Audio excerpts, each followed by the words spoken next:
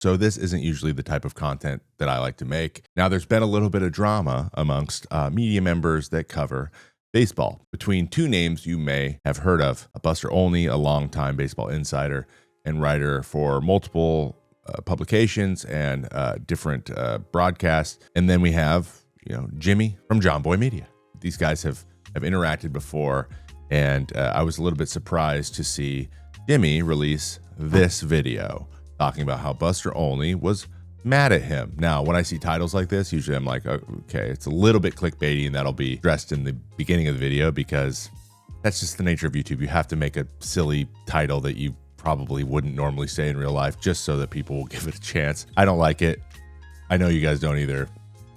The world we live in, I guess. But it wasn't clickbait. It was serious. He was genuinely wondering why Buster Olney was mad at him. I don't want to break down the situation. That's not the type of channel this is. I just, you need to know about it in order to have context for what I hope to add to the conversation. Obviously, go check out Jomboy's video as well. He can give you all the context, but in a nutshell, it was a couple weeks ago when Buster Olney was talking about a conversation he had with the Boston Red Sox about Aroldis Chapman and directly to Aroldis. So this was Aroldis Chapman, Alex Cora, and Connor Wong. Okay. Basically what he said is a fun little story. Like I love these type of things. I even reported it on Mayday myself. The gist was that Aroldis Chapman is having such a good year because for the first time has started to think about locating his fastball. Now, I think that's a pretty big oversimplification, probably. There was translating happening. There's two languages involved, but it doesn't really matter. It's just kind of a fun thing to think about. And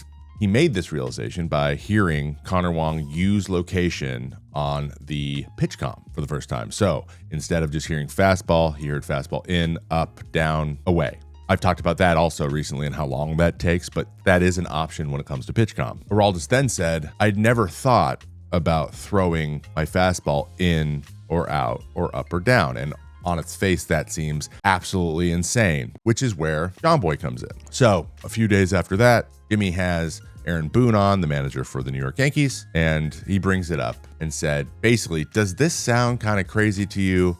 And Boone kind of gives an answer and says, you know what, like he's had these flashes of this, but he's been amazing. He's obviously, in great shape and kept himself ready to play. And that has been a lot to do with it too. But yeah, he's definitely having the best year of his life. This is Jimmy. He says, okay, but you think he could be this successful for this long without aiming? And Aaron Boone said, probably not. That's it. And basically, Jimmy was just skeptical of the whole thing. Buster took that to mean that he might be undermining or skeptical of the reporting, or that there is some sort of prank being done. Unfortunately, he does say the word prank, but I took it as like, this is just a playing it off like it's not that big deal, or oversimplifying things just for the sake of it being a little bit funnier. Players do that stuff all the time. I think that's what he meant, but Buster took it as if Buster and Eduardo Perez, who was also a part of this conversation, were just being taken advantage of, or the wool was being pulled over their eyes, or they're being pranked and they're too naive to understand what's going on. I didn't read it that way, but I can see how you would. So that's what happened. Comments were made by Aroldis Chapman. Jomboy gave his opinion, and Buster took that as a criticism of his reporting. I think all valid. Maybe there's some overreaction here, but that's not the point. What I want to address is not the controversy between those two. That's between them. I want to address Aroldis Chapman's comments and what I think my working theory is on what he meant and what actually happened, because I think Jomboy has a point. He says, hey, there's no way this guy didn't aim his whole career. And I think that is generally true. He was aiming, but there is a difference between committing and just saying it to yourself. So let me put this in perspective. Sometimes you get a sign and you try to throw that spot, but if you miss that spot and you get a positive result, sometimes you don't hold yourself accountable for the missed spot because it worked out. So the better your stuff is, Aroldis Chapman, some of the best stuff we've ever seen, the more you tend to do that. I wasn't able to do this for any length of time during a season, but there were outings where I really didn't hit any spots, but I was still dominant because I had really good stuff that day.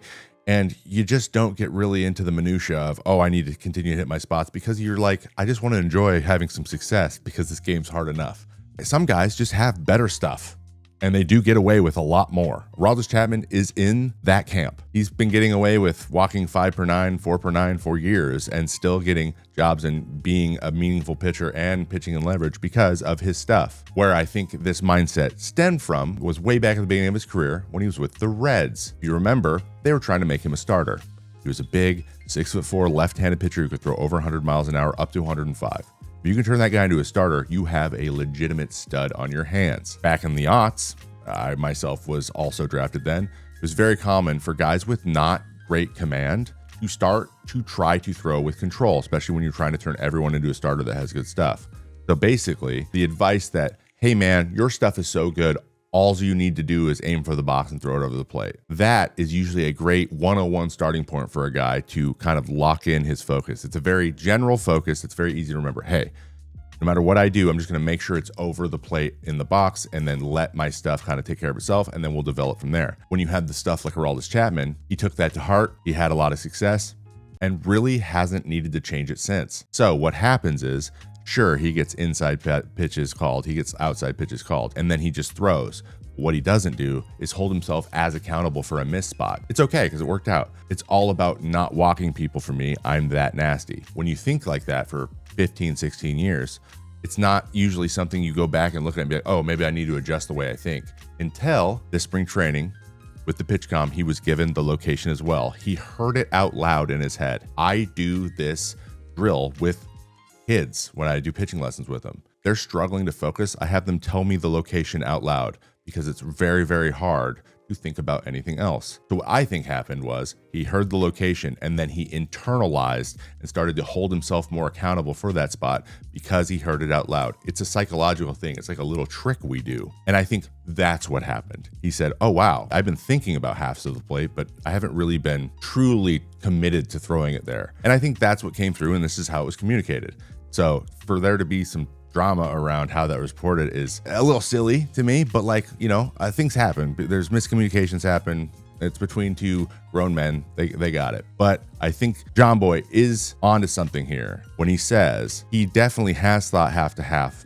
But what I believe is he just hasn't held himself accountable half to half of the plate until this year. And that's most likely what happened.